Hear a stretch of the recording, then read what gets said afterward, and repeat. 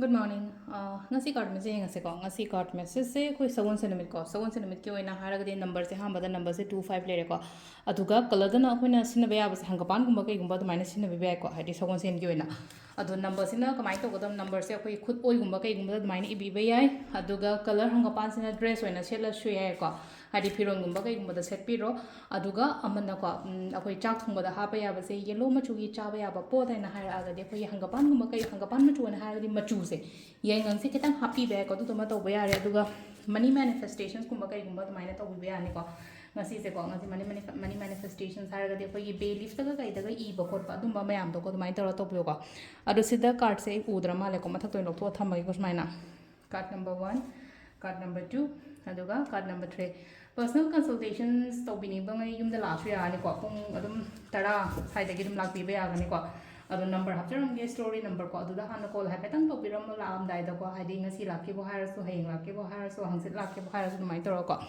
adu personal consultations ko hadi offline ge online na ta na ge online to boni na asa jing na mu offline tha mu kai mu kai offline consultations to gani ko dum hadi mamang da phaminaraga yeng bodo dum mai to ko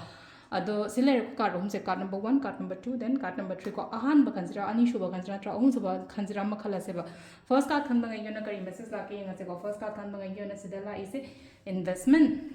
somna investment gumba kai gumba tawgi boy taraga ti investment to gi return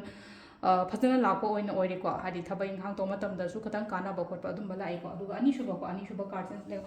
honna ga da matam ne like te pot ma'am se hojik se am honna biu ko yara ga di ko hojik am honna biu honna ga da matam hai ba ne yam seng na ha kan da ko honna wo ai na honna ri se yaudri ka ne hai mo ne ko hadi hen na dum honna go hojik ai am honna na khala se ai honna do hadi amuk hen honna biu ba ta di am pha ga ni ko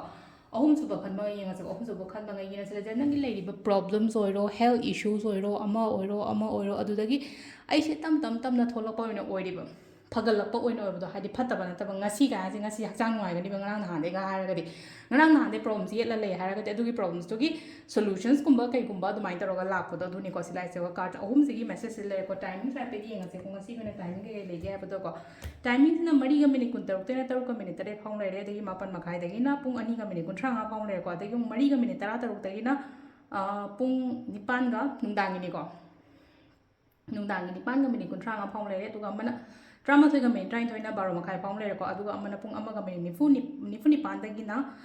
nongalam dai gi mari ga minute kun manga phang le ko sisina koi gi ngasi gi oina Afaba timing ko ado sida lai re koi gi daily card message ma thank you